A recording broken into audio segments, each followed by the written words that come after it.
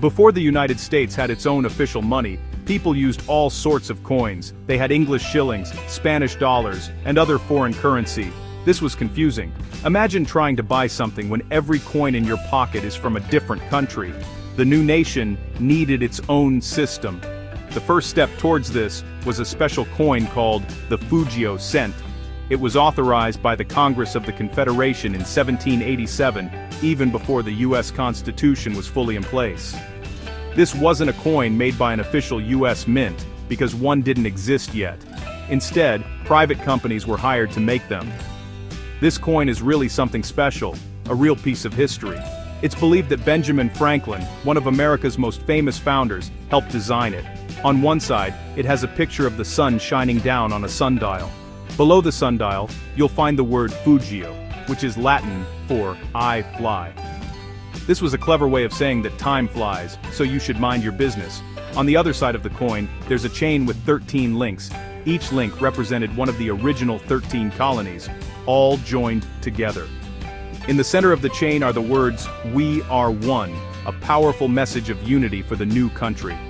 The coin itself was made of pure copper, giving it a reddish-brown color that we still associate with pennies today. It was also known as the Franklin cent because of Benjamin Franklin's involvement. The mottos on the coin, Fugio and Mind Your Business, were classic Franklin wisdom. He was reminding people that time is valuable, and that hard work is important for the success of the new nation. These coins were a big deal because they were the first currency that was truly American in spirit. They carried messages that were important to the people who were building the country from the ground up. Even though the Fugio cent was a great start, it wasn't a perfect system. Because private companies made them, the quality could vary. The country still needed a single official place to make all of its money. The Fugio cent circulated for a little while, but it was just the beginning of the story. It was the coin that proved America was ready to stand on its own 2 feet and create its own economic identity. It laid the groundwork for everything that came after, from the first official U.S. mint to the coins we use today. It's a beautiful piece of Americana that tells a story of hope and ambition. After the Fugio cent, the leaders of the United States knew they needed something more permanent. They needed an official government facility to produce a steady and reliable supply of coins for the entire country. This led to the Coinage Act of 1792. This was a landmark piece of legislation. It established the United States Mint in Philadelphia, which at the time was the nation's capital. President George Washington himself appointed a man named David Rittenhouse, a famous scientist, to be the first director of the mint. This was a huge step.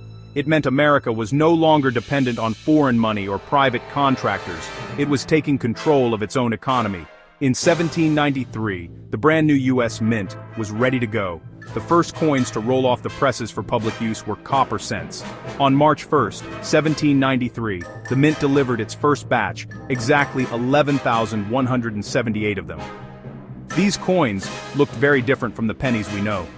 The first design is called the flowing hair chain cent. On the front, it had a portrait of Lady Liberty, her hair flowing freely behind her as if she were running into the wind. Some people said she looked a little wild, even frightened. The back of the coin featured a chain with 15 links, meant to represent the 15 states in the Union at that time. However, this first design didn't last long. People had a problem with it.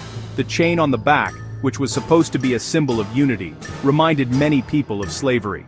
This wasn't the image the new country wanted to project. The public outcry was so strong that the Mint quickly changed the design. Later in 1793, they replaced the chain with a beautiful wreath. The flowing hair wreath cent was born. This shows you that from the very beginning, the designs on American coins were important to the people.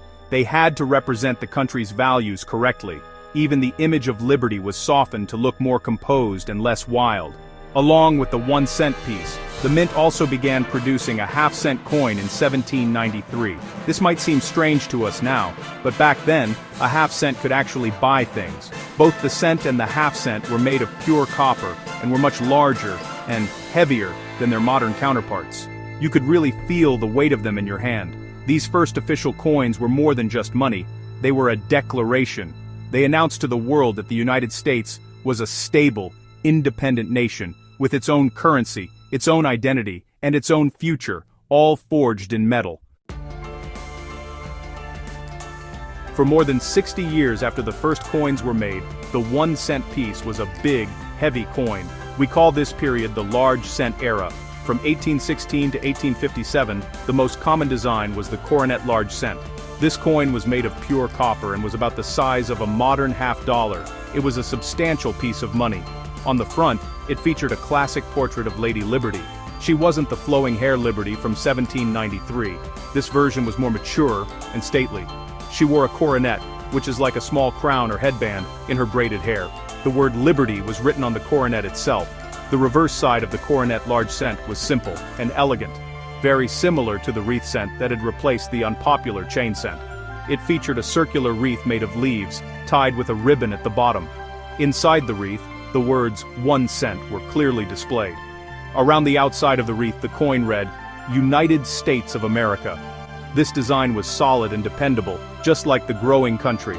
For decades, this was the penny that Americans used for their daily business. It was used to buy bread, pay for postage, and give children an allowance. It was a familiar and trusted part of everyday life. Making these large cents was a lot of work, and the cost of copper was always a factor.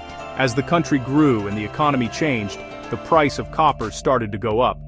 By the 1850s, the copper in a large cent was worth almost as much as the coin's face value of 1 cent. This was a big problem for the government. When the metal in a coin is worth more than the number stamped on it, people might melt the coins down to sell the raw metal.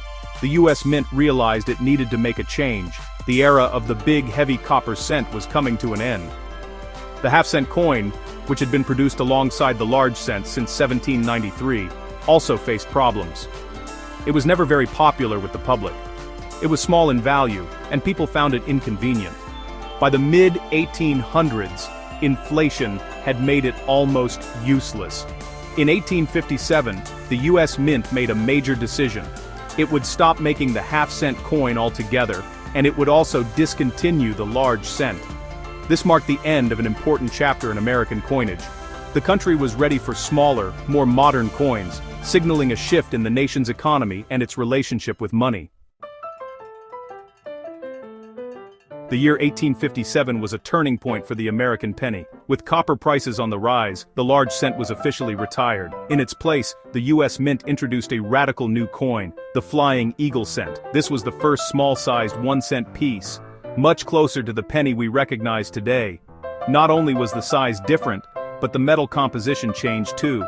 Instead of being pure copper, the new coin was made of 88% copper and 12% nickel. This mixture gave the coin a lighter, almost whitish color, leading to the nickname, white cent.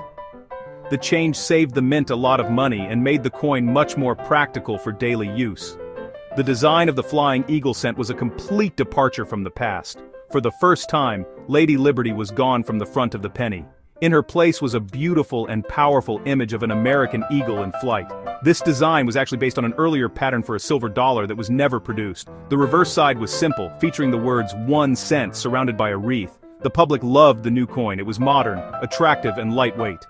However, the mint had trouble striking the coin properly. The eagle's high-relief design was difficult to produce perfectly, leading to many weakly struck coins. Because of these production issues, the Flying Eagle cent had a very short life. It was only made for 2 years, in 1857 and 1858. In 1859, it was replaced by one of the most beloved and iconic coins in American history, the Indian head cent. This new design brought back a human figure to the front of the coin, but it was still a fresh take. It featured the head of Lady Liberty, but this time, she was wearing a Native American headdress with feathers. This design was meant to represent America as a wild and free frontier. It was a romanticized image, but one that captured the imagination of the public. The Indian head cent was a massive success and was produced for a full 50 years, from 1859 all the way to 1909.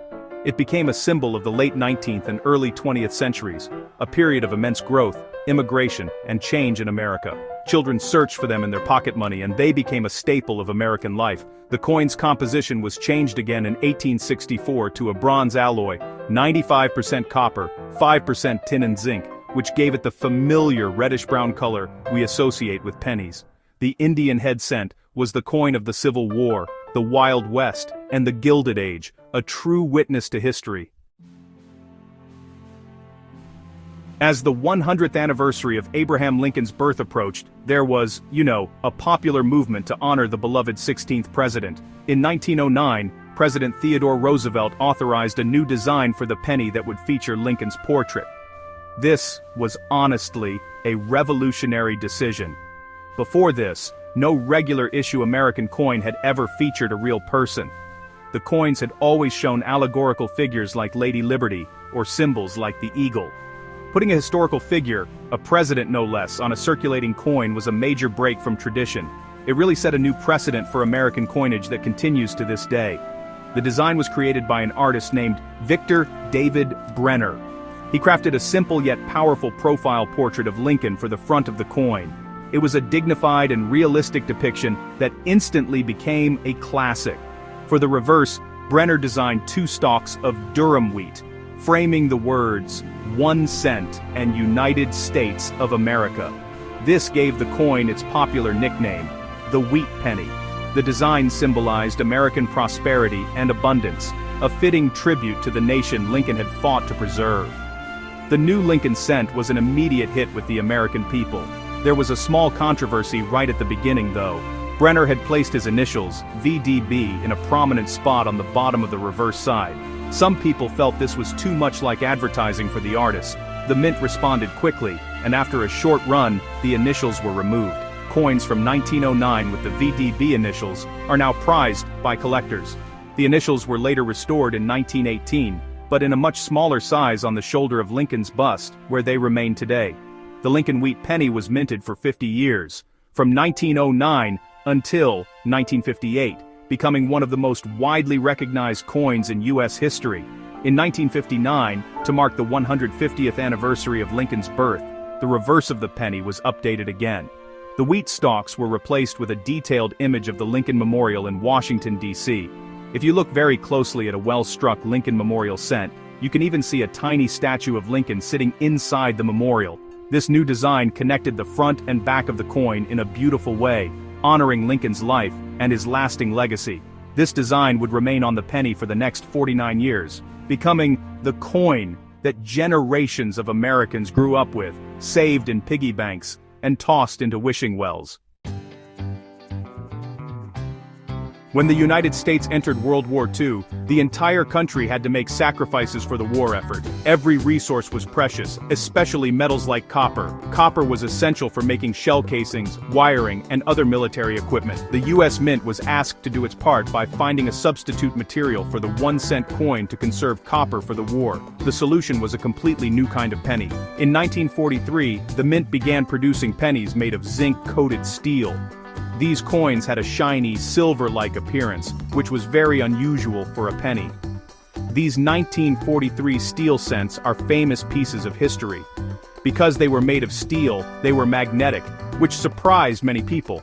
They also had a tendency to rust if the zinc coating wore off. While the steel penny was a necessary measure, it caused some confusion. People sometimes mistook them for dimes, and they didn't work in many vending machines. But the most interesting part of the story comes from a few mistakes. A small number of bronze planchets, the blank discs used to make coins, were accidentally left in the hoppers at the mint and were struck into 1943 pennies. These 1943 bronze cents are incredibly rare and valuable.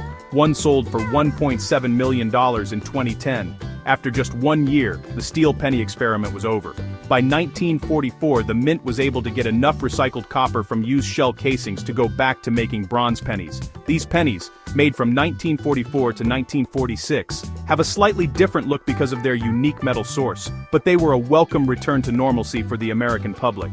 The story of the steel penny is a powerful reminder of how even the smallest things in daily life were affected by the global conflict. It shows a nation coming together, with even its pocket change making a sacrifice for the greater good. As the years went on after the war, the price of copper began to rise once again.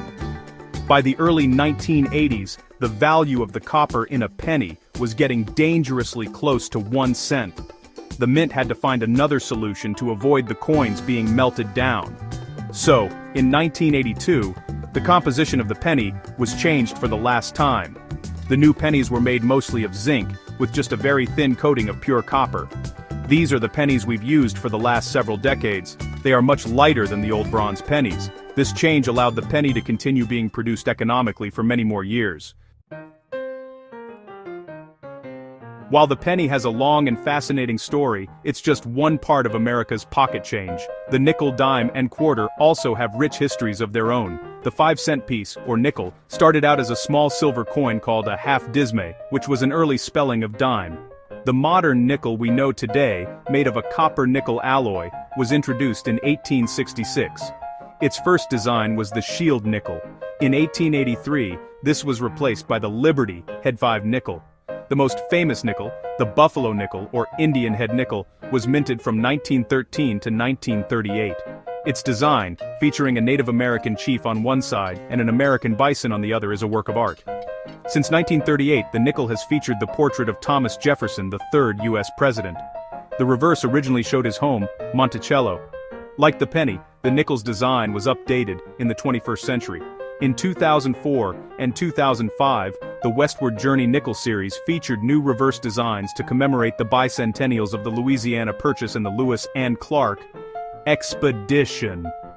In 2006, a new forward-facing portrait of Jefferson was introduced, giving the coin a more modern feel.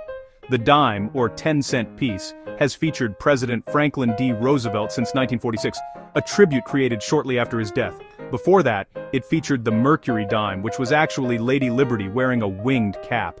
The quarter dollar has seen the most dramatic changes in modern times. From 1932 to 1998, the quarter featured George Washington on the front and an eagle on the back. But in 1999, the U.S. Mint launched the 50-state quarters program, one of the most successful coin programs in history. Over 10 years, a new quarter was released for each of the 50 states, with a unique design on the reverse representing that state. People across the country, from serious collectors to school children, eagerly collected the coins, checking their change for the latest release. It was a brilliant way to get people interested in geography, history, and coin collecting. After the state quarters, the Mint continued the idea, with programs honoring the District of Columbia and U.S. territories, followed by the America the Beautiful Quarters program, which showcased national parks and sites. These programs completely changed the way people look at the coins in their pockets. A simple quarter was no longer just 25 cents, it was a small piece of art and a lesson in American heritage. This era of changing designs revitalized public interest in coinage and showed that even in an increasingly digital world, physical money could still be exciting and relevant. For many years, a debate raged on in the United States. Should we keep the penny? On one side, people argued that the coin was a part of our history and tradition. Charities use pennies for fundraising drives, and some believed that eliminating the penny would cause businesses to round prices up, hurting low-income families. The penny was a piece of Americana, saved in jars and pressed onto souvenir machines at tourist spots. To its supporters, getting rid of the penny felt like throwing away a piece of our national story. They pointed out that it was the first coin most children learned to count with. On the other side, the arguments against the penny were becoming impossible to ignore. By the 2020s, the cost of making a penny had soared. In 2024, it cost the U.S. Mint 3.69 cents to produce a single 1-cent coin. The government was losing a massive amount of money just to make our smallest denomination of currency. Furthermore, the penny had lost almost all of its purchasing power. It couldn't be used in most vending machines, and counting out pennies slowed down checkout lines. Countries like Canada, Australia, and New Zealand had already successfully eliminated their lowest value coins without major issues. The final design of the penny was introduced in 2010. To follow the 2009 bicentennial series that celebrated Lincoln's life, the Mint created the Union Shield reverse. This design featured a shield with 13 vertical stripes, representing the original states, and a bar across the top with the motto, E pluribus unum, which means, out of many one. The shield was a powerful symbol of national unity, harkening back to the ideals Lincoln fought to preserve during the Civil War. This beautiful and symbolic design would ultimately become the penny's last. It served as a fitting bookend to the coin that began with Lincoln's portrait over a century earlier. The end finally came in 2025. In May of that year, the U.S. Treasury announced that the 1-cent coin would be phased out. The decision was based on a recommendation from the Department of Government Efficiency, or DOGE, established during the Trump administration. On November 12, 2025, the U.S. Mint pressed the very last penny, ending its incredible 232-year journey. While billions of pennies remain in circulation, cash transactions would now be rounded to the nearest nickel. The last penny ever minted was set aside to be auctioned, a final tribute to the humble coin that had been a constant in the pockets of Americans for generations. The story of American money is a story of constant evolution. It started with foreign coins, moved to private mints, and then to a national system of copper, silver and gold. The metals changed over time due to war and economics, and the designs changed to reflect the nation's heroes and values. The end of the penny in 2025 was just the latest step in this long journey. As our world becomes more and more digital, the very idea of physical cash is being challenged. Fewer people carry coins and bills, preferring to pay with credit cards, debit cards, or their smartphones. The next chapter in the history of American currency is not being written in metal, but in code. A new kind of money is emerging. Digital currency. While some digital currencies are volatile and unpredictable, a new type called a stablecoin is designed to hold a steady value. These are digital tokens that are pegged to a real-world asset, most often a major currency, like the US dollar. The idea is to combine the convenience and speed of digital transactions with the stability of traditional money. For every digital token in circulation, there is supposed to be a real dollar held in a bank reserve, ensuring that the value remains stable at 1-to-1. In a historic move, the state of Wyoming launched the very first state-issued stablecoin in the United States in August 2025. It's called the Frontier Stable Token, or FRNT. This wasn't some private company's project, this was a government-backed digital currency. Each FRNT is pegged 1-to-1 to the US dollar and is fully backed by US Treasury securities, making it a very secure and reliable form of digital cash. This launch was made possible by new federal regulations, specifically the Genius Act of July 2025, which created a national framework for how stablecoins can operate safely and legally. This moment marks the beginning of a new frontier for American money. Just as the Fujio cent and the first US mint coins were revolutionary in their day, state-issued stablecoins like Wyoming's FRNT represent a bold step into the future. It's a future where financial transactions could be faster, cheaper, and more accessible to everyone. While we may always have a sentimental attachment to the feel of a coin in our hand, the epic journey of American currency continues. From the heavy copper cents of the 1790s to the digital tokens of the 2020s, the story of our money is the story of America itself, always changing, always innovating, and always moving forward.